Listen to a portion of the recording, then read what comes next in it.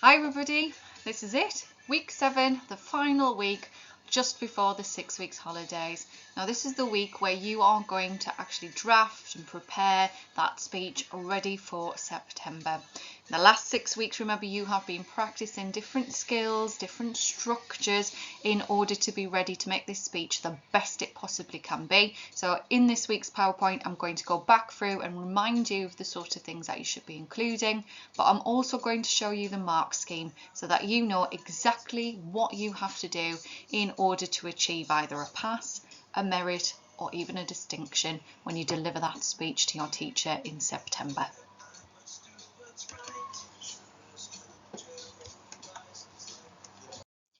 Okay, so this is the mark scheme. Look, it's tiny, really nothing to be worried about at all. There are 3 sections, so 3 classifications that you can receive, and whichever one that you are given, that will be recorded on your GCSE certificate in August with your language result as well. And you can't actually get your language result unless you have completed your spoken language. So it is really important. It does form part of the GCSE qualification that you attain.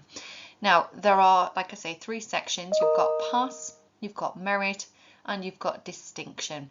So let's have a little look at these together. So to get a pass, you've got to choose something that we would determine as being something straightforward.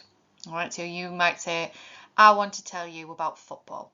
And then that's all you would talk about, just what football is. So that's something that's straightforward. You would make an attempt to organise and structure your presentation, so it might be clear that it's got an introduction and that it's got an ending. You might try to meet the needs of the audience, so that means that you might attempt to make the audience think or feel a certain way, but you don't really do it very successfully. And you might listen carefully to some questions, and you might be able to give what is, we would term, a straightforward response. So some teacher might say to you, if you're talking about football, they might say, what got you into football? And a straightforward answer would be, I've always been interested in it because it's a tradition in my family to go. So my dad took me to the matches, and then that's where my love for it's come from. All right, a straightforward answer. And that's what you do to get a pass. Now, we don't want passes, do we? We want better than that. So let's have a little look at the merit. Right, to get a merit, you've got to be able to talk about something a little bit more challenging. All right, so not straightforward, not something like, oh, why I like football, something a little bit more challenging. So if I stay with the theme of football, you might talk about why you like football, but why also you think that the wages they get paid are completely justifiable. All right, so it becomes a little bit more challenging. You can see you're starting to give an argument. There would be a more clear organisation and structure. You would have a very clear purpose, and you would be able to get the audience to think and feel a certain way. And when they're asked questions at the end, you'd be able to actually respond with some, some detail, some depth to your answer. And then to get a distinction, look, it's gone from straightforward, challenging, and now the key word is sophisticated. All right, sophisticated. So to get a distinction, to make a topic sophisticated, this is where you start to weigh up other people's opinions in society. So let's stay with this topic of football, and you then want to make it more challenging by talking about why footballers get paid a certain wage. And then you might want to make that more sophisticated by bringing in the ideas of how it maybe isn't as justifiable when you think about the wages that people earn for saving lives. And you might want to make it even more sophisticated by talking about role models and the impact on people, or the psychological impact that sports have on society. So if you look at the moment in lockdown, sports are something that's been very quickly put back on to TV because of well-being, and they are a way of bringing communities together and also providing that kind of relaxation and enjoyment, all right, that form of entertainment. So you can see how I'm moving through from being straightforward to challenging to now sophisticated. And there's a key word in there as well, your vocabulary. All right, so if you want that distinction, you've got to use that more sophisticated vocabulary. It's got to have, for a distinction, a really clear structure. And it says there, look, effective range of strategies to engage the audience. So this is where you're using all of those devices that I've been teaching you for the last couple of weeks, those devices of rhetoric, of illusion, those ways of making an audience stop, listen, and think and feel a certain way. The achievement of your purpose means that your audience go away really thinking or feeling a particular way about what you've been talking about. And when it comes to the questioning at the end, you are able to really give developed answers that elaborate, so go into lots of detail and really answer the questions that you are asked in a sufficient way. All right, so that's your mark scheme. If anybody's got any questions about that, please just email me. But that is it. Those bullet points in each of those sections are what your teacher will use in order to determine which of those categories you are awarded at the end of your speech. Okay, so remember this slide and the following slides are from the previous PowerPoints, but this one is what I need you to consider first before you even start writing this speech. I need you to think about what the topic is that you want to write about. Is it something political, something social? Is it something that's personal to you? It can be absolutely anything. So if you want to tell me about why you hate Brussels sprouts on your Christmas dinner, that's absolutely fine. If you want to tell me all about, I don't know, why you love Justin Bieber, then go for it. All right, so you've got to have a very clear focus on what you want to write about. And then I need you to think about why. Why do you want to tell the audience about this topic? Are you hoping to communicate your absolute love and passion for it? Are you trying to persuade and change their mind about something? Are you hoping that you will inspire and motivate them to think or feel a certain way? Think about why you want to talk about this chosen topic. And then finally, I want you to think about how you're going to do this, because when you're going to speak, the way that you've written something down will help that delivery. So think now, what do you want to write about? Why do you want to write about this thing? And how are you going to deliver this? Now, if you remember, we're going all the way back now. I think this was like lesson 2. You're going to have to really think about what that topic is that you want to write about, and then you're going to have 3 clear reasons or 3 clear things within that topic that you want to inform the audience about. So remember, this one was my "Don't get me started on racism and the death of George Floyd," and then I thought about that very carefully and had 3 key points that I wanted to make that go in the introduction as like a little bit of a taster of what I'm going to talk about, but these are things that will then inform the body of my speech. So I need you to sit down once you've decided what it is that you want to write about, and then need you to think of 3 clear things, 3 clear points that you want to explore in relation to that topic. So if you are choosing why Harry Styles left One Direction and why that was the best thing for him, you would then have to think very carefully about what information you would have to give the audience. So you would have to tell me, first of all, who Harry Styles is, how he ended up in One Direction, why he left One Direction, and then what he's been doing since and why you think that's the better thing for him. So again, choose your topic very, very carefully, and then think about at least 3 things that you want to explain in relation to that topic, and jot them down because it will really help with the planning. And then when you're ready to write your introduction, and remember, you don't have to write it out fully, you might just want to do it in a bullet point format. It's entirely up to you how you are going to write this speech so that you can deliver it. Sometimes it is better to just have some bullet points on little bits of card rather than reading something that you've absolutely written word for word. Now, in that introduction, remember, you've got to get your passion for this topic and your clear information for this topic straight across to the audience. So some of the things that you would want to put in there are things like the imperatives. So imagine this, picture it, stop and think. Really use those command words, those command clauses to help grab the attention of the audience. You want some rhetorical questions in there because you want to be making people think. You want at least a triplet in there, a really short sentence that makes your point clear, and that short sentence is probably going to be an exclamatory as well. And then I need you to think very, very carefully about the adjectives and the verbs, adverbs that you're choosing, because you want those to be as emotively strong as possible.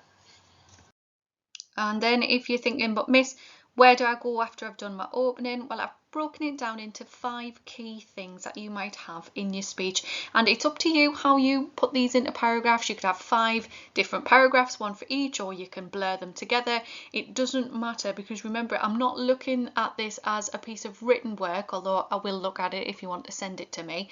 I'm wanting this to form a speech, so it's entirely up to you whether you put this into one great big paragraph or you organise it into smaller ones.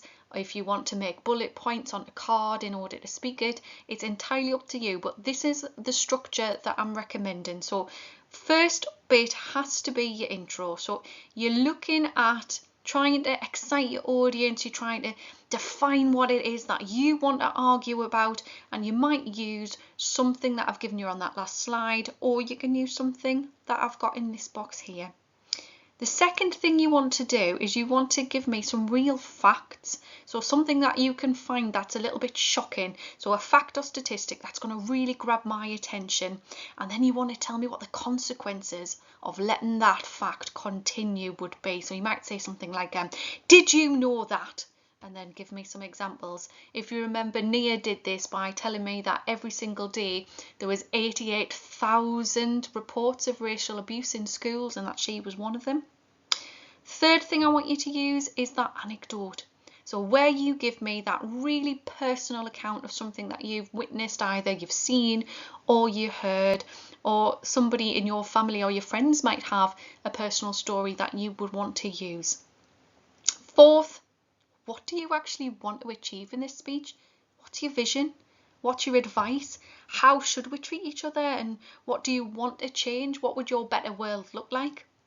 And then finally, that 5th thing there on the bottom there, your final strong motivational statement. So often this is like an imperative, isn't it? This is where you're going to use those emotive vocabulary, that emotional language, and then you're going to try and use some of those verbs that really call people into doing something that you want them to do. Remember, Nia did this. She left you on a really strong statement. So use this little structure to help you plan out your argument. Like I say, you can write it all out if you want to first and send it to me and I'll have a look at it. Or you might want to just make bullet points with these things in, and then I'm really looking for you to be able to speak this argument. And then one of the key elements of rhetoric are the allusions. So remember, you've looked at these last week. So your historical, your literary, your classical and your biblical allusions. And remember, these are so important for making you fit with your audience so that you can share something with them that they can relate to, and that creates a bond between you. But also you can use them in order to influence the way that they think and feel. So you need some allusions in your speech as well. Now, the ending of the speech is as equally important as the beginning, and often one of the key ways of ending a speech is to refer back to the beginning. So you've really got to take as much time and effort with the ending of your speech as you did with that introduction, and you've got to think about why that's important, because it's an opportunity for you to recap on the main points. So those 3 things that you wrote down at the beginning, this is your opportunity to recap on them, remind that audience what you wanted to talk about. It's an opportunity to leave the audience thinking and feeling a certain way. This is your final impression that you will leave, and this is where you leave your audience with that little nugget, that little takeaway message that you want them to go away and to either repeat to other people or to certainly be thinking and feeling about. And if you're struggling with how to end it, there are 4 key ways that you can do this. So the first one is what we call that bookend close. So it's literally where you repeat and refer back to the things that you said at the beginning, and you can literally repeat, you can echo some of the clauses that you used. The second way you could do it is that you can use what we call a challenge clause. So where you leave a challenge to that audience, you call them to action, you use those imperatives, and you tell them what you want them to do. Third way is what we call that echo clause, so where you finish with a last sentence that you have used in the very start. So you literally echo in, and sometimes it's what we call that kind of cyclical structure where it comes right back to how it was at the beginning. And then finally, you might want to end on what we call a quotation clause, so where you use something inspirational to leave the audience thinking and feeling a certain way. It could be something that you've written yourself that you think is inspirational, or it could be that you use one of those allusions that you've made earlier on to real people in history or literature, and then you leave the audience with a key quote by one of them, and that's a really effective way of ending a speech as well. So we've gone through everything. Just your time now to actually write that speech and start preparing exactly what you want to say. So I've just put some little bullet pointed questions on here that you want to go through in order to make sure that you've drafted that speech to the best possible standard that you can. And on this last slide, I've just put some things, some kind of like the EBIs, if you want to make that speech even better. So you've planned it out, you've written it out, and now you're thinking, oh, actually, I think it could be better. Then you might want to have a little look at what I've put in here. So have you definitely got somewhere in your speech some statistics really support your argument? Can you make your speech really specific? So I've given you some examples there. Can you add some drama or some impact into your speech by really thinking about some imperatives or things or motive language that you want people to understand and almost picture when they're thinking about your speech?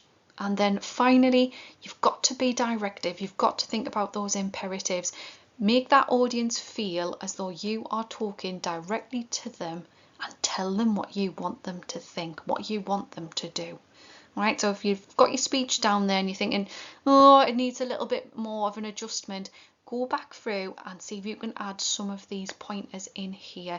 I've given you a little example of what they would look like, so you can nick them out if you want. I'm absolutely fine with you borrowing things from me, or you might want to use them and put your own in.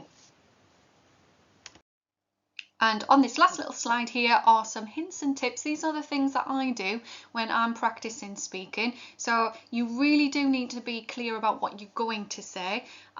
You might want to underline things, you might want to separate things into bullet points, you might want to make yourself little speech cards. I would certainly practice the pronunciation of any words that you really want to put emphasis on. Practicing will help you slow down so that you don't rush when you're speaking. And if you practice in a mirror or with your own camera, you'll practice actually using eye contact, which is one of the most influential things that a human being can do when they speak. And you might want to also think about your body language, so particularly your hands and how you use those to emphasize points that you're making. And there's a little TED Talk here attached as well. So if you click on this little thumbnail image here, it will take you to a TED Talk, and there's loads and loads of different TED Talks that you could watch. But this one really makes it clear about why it's important to speak well. All right, good luck people, and I will see you next week for our next task.